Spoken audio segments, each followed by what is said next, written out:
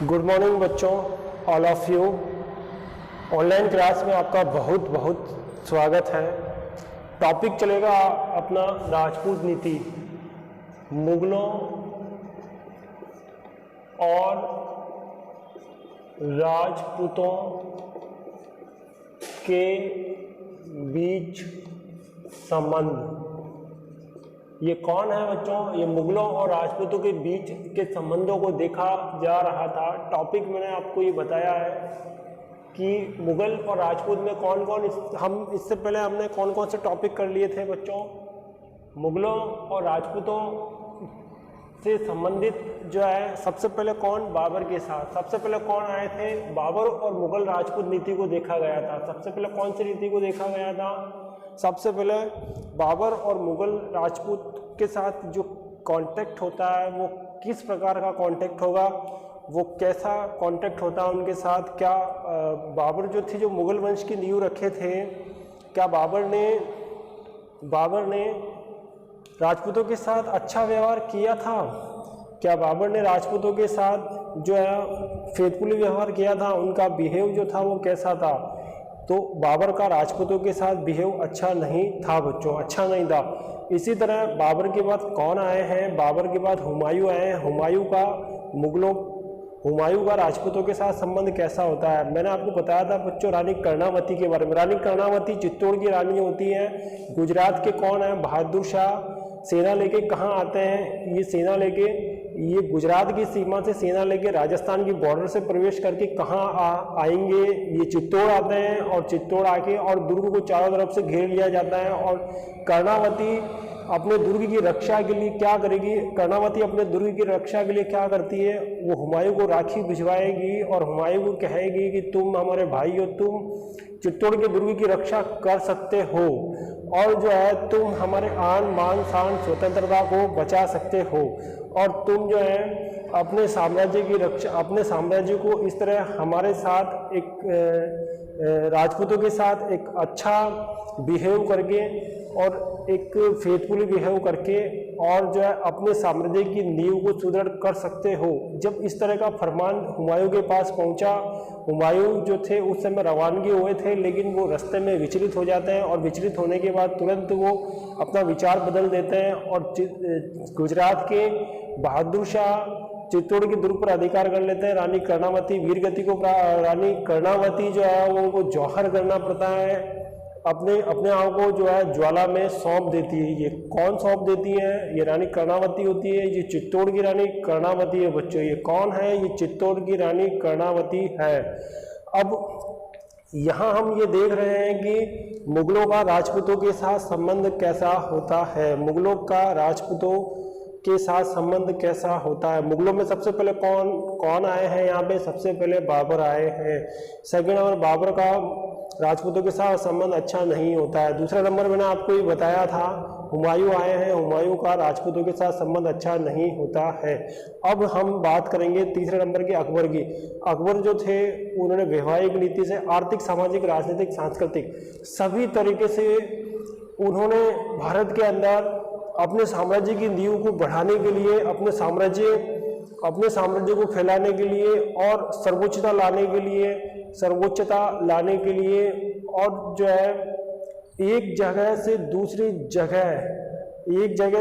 जगह शांति व्यवस्था स्थापित करने के लिए और जो है अपना जो नाम जो है अकबर नाम को रोशन करने के लिए आर्थिक, इकोनॉमी के क्षेत्र में वो परिवर्तन किए होते हैं, राजनीतिक क्षेत्र में वो परिवर्तन किए होते हैं, आर्थिक क्षेत्र में वो परिवर्तन किए होते हैं, सभी क्षेत्रों में वो परिवर्तन किए होते हैं। अब यहाँ ये हम देख रहे हैं बच्चों कि यहाँ मुगल और राजपूत नीति को देख रहे हैं। कौन सी नीति को देख रहे हैं? मुगल और राजपूत नीति को देख रहे हैं। मुगल और राजपूत नीति के अंदर आज कौन सा टॉपिक चलेगा? आज चलेगा आपका अकबर के बाद कौन है मुगल सम्राट? अकबर के बाद मुगल सम्राट है जहांगीर। कौन है बच्चों?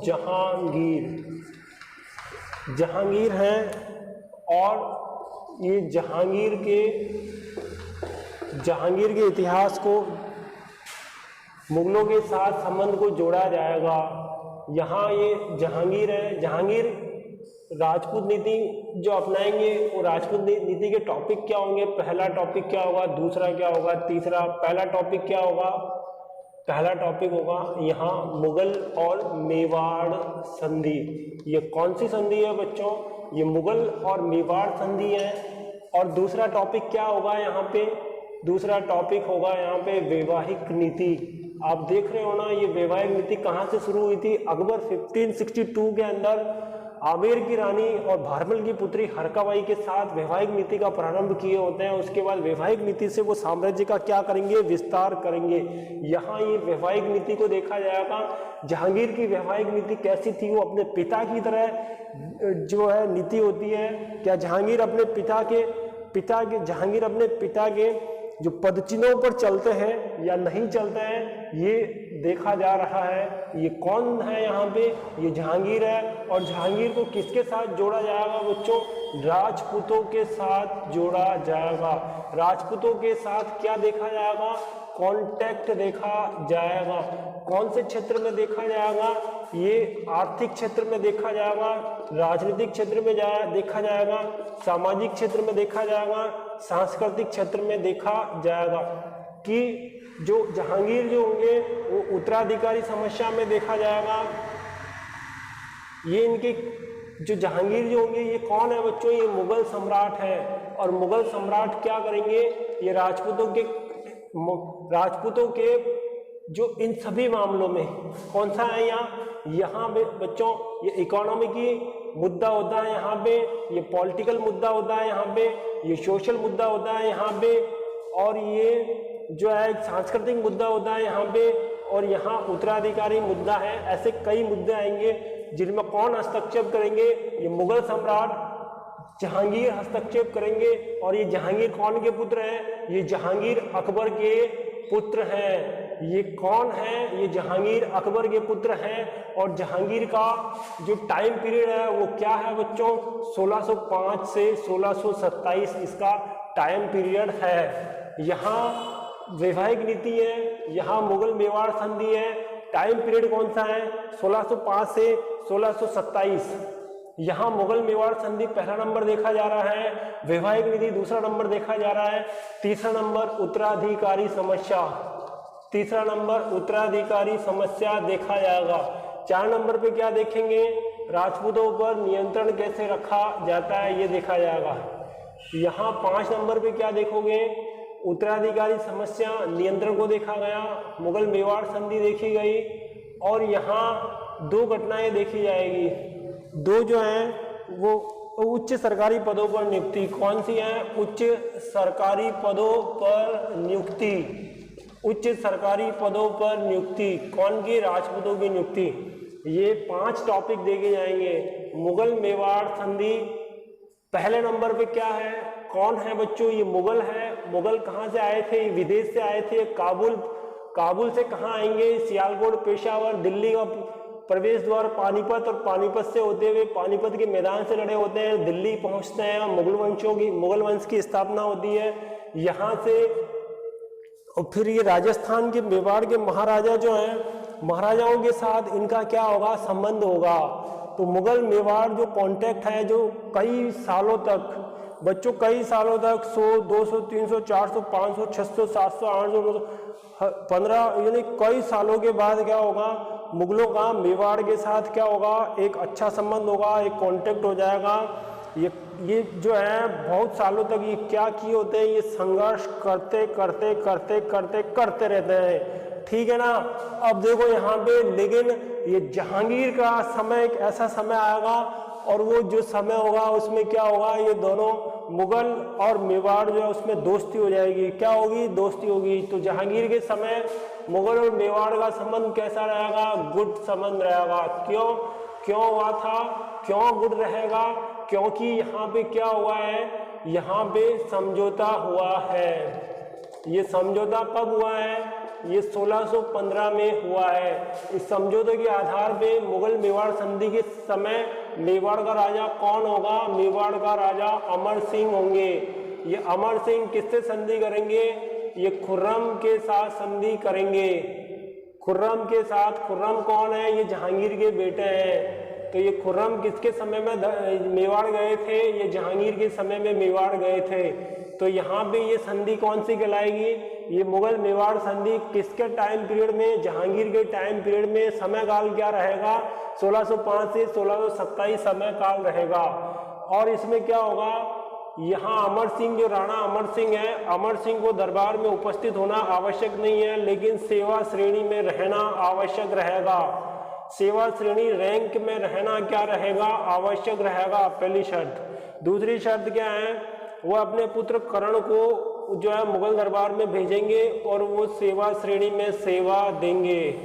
ठीक है। तीसरा नंबर, इनको वैवाहिक नीति, इनको जो है मुगलों के साथ विवाह करने पर कोई जोर जबरदस्ती नहीं की गई थी, कोई इन पर प्रेशर नहीं बनाया गया था। तो पहला टॉपिक क्या हो गया यहाँ पे? मुगल मेवाड़ संधि। टाइम पीरियड क्या है? 1605 से 1627। राजा कौन है? जहांगीर है। मुगलों के ये कौन से राजा हैं? अकबर के बाद आने वाले राजा हैं। यहाँ राजपूतों के साथ इनके कॉन्टेक्ट को देखा जा रहा है।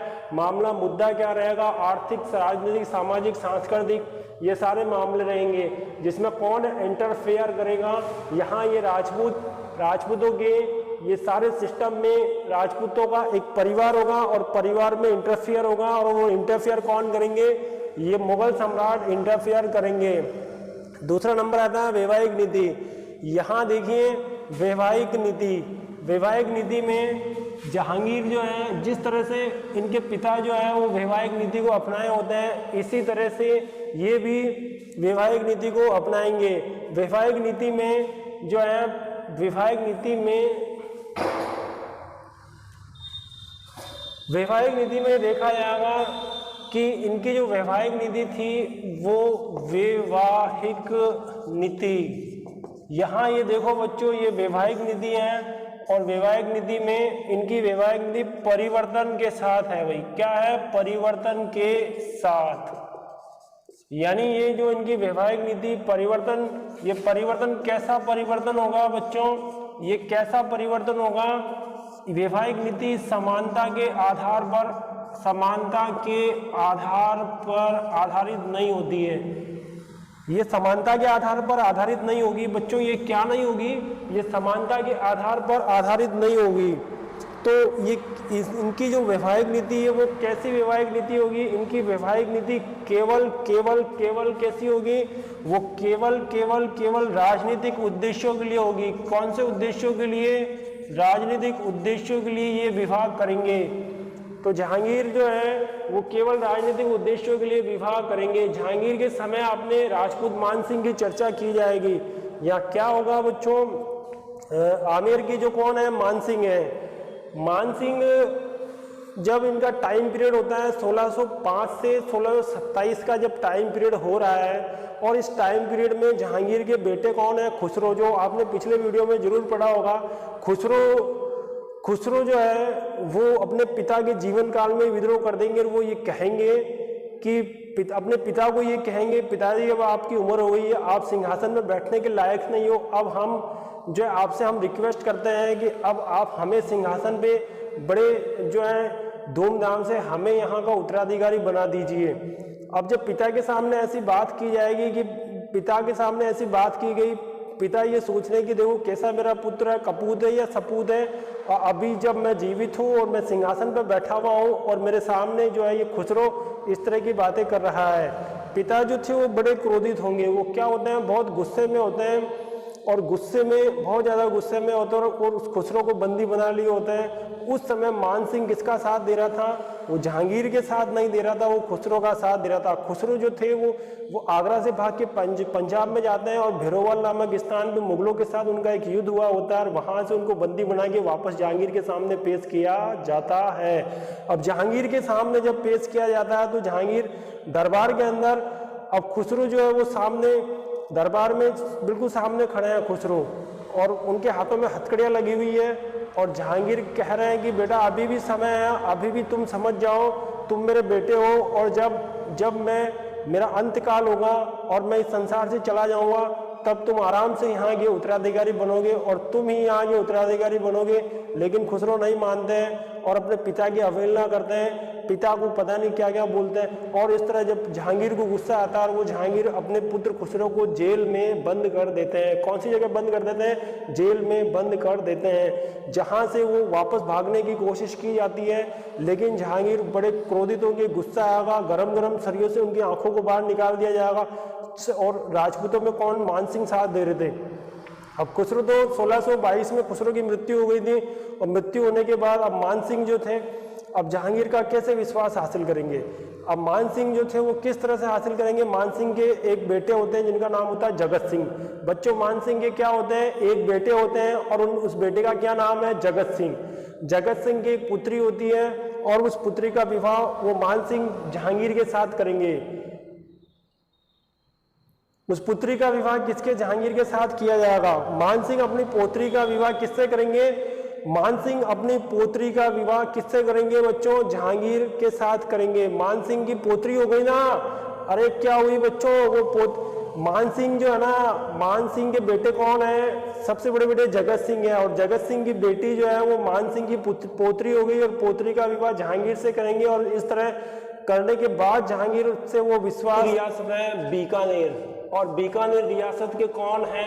राम सिंह है यहाँ पे, ठीक है। बीकानेर के कौन है? राम सिंह है। और यहाँ बूंदी रियासत के कौन है? बूंदी रियासत के भोज हैं। ये जो यहाँ रियासत के जो राजा होते हैं, ये मुगलों के साथ वैवाहिक संबंध करने से मना कर देंगे, और जहांगीर जो होगा राजपूतों के प्रति संदेह उत्पन्न हो जाएगा जहांगीर को। तो हमने कितने टॉपिक तैयार किए हैं यहाँ पे? हमने ये पहला टॉपिक मुगल मेवाड़ संधि को देखा है, दूसरा टॉपिक वैवाहिक नीति को देखा है, अब तीसरा नंबर उत्तराधिकारी समस्या को देखा जाएगा। तीसरा नंबर कौन सा टॉपिक है? उत्तराधिकारी समस्या। उत्तराधिकारी समस्या क्या होगी बच्चों? उत्तराधिकारी का मतलब ये होता है कि एक राजा है, और राजा के 2 पुत्र हैं, 3 हैं, 4 हैं। कितने हैं बच्चों? 2 हैं, 3 हैं, 4 हैं, 5 पुत्र हैं। जितने भी 5 है, 6, 4, 5 तो सुना है हमने भी। 4 पुत्र हैं, जैसे शाहजहां के 4 पुत्र हैं, दारा शिको है, सूजा है, मुराद है, औरंगजेब। चारों पुत्रों के बीच में 5 उत्तराधिकारी युद्ध हुए थे। कितने हुए थे? 5 उत्तराधिकारी युद्ध हुए थे। उत्तराधिकारी का मतलब होता है संघर्ष। क्या होता है बच्चों? संघर्ष।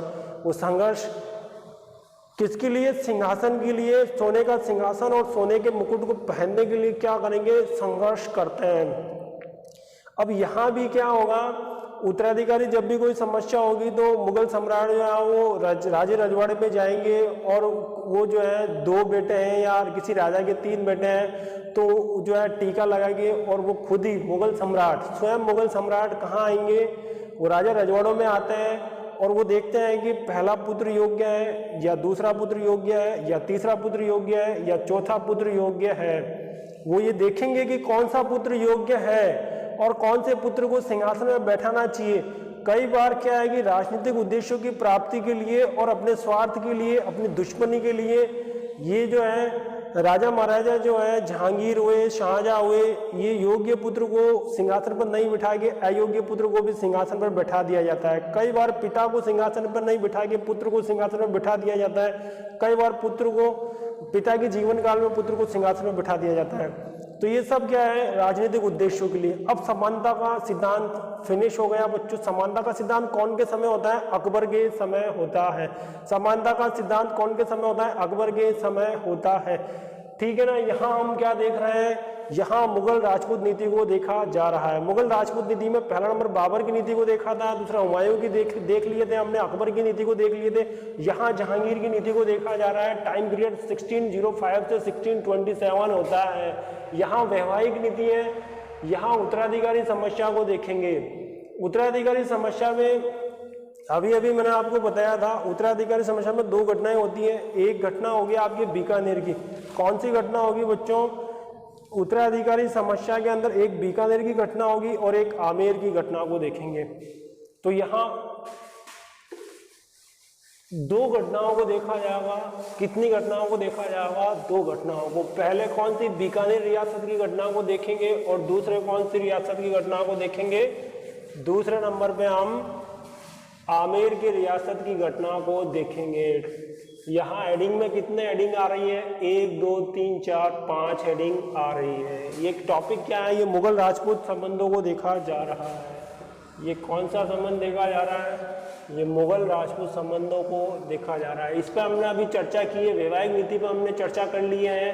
अब उत्तराधिकारी समस्या पर चर्चा कर रहे हैं। यहाँ कितना है बच्चों, यहाँ एक बीकानेर रियासत है और दूसरी कौन सी, आमेर रियासत है।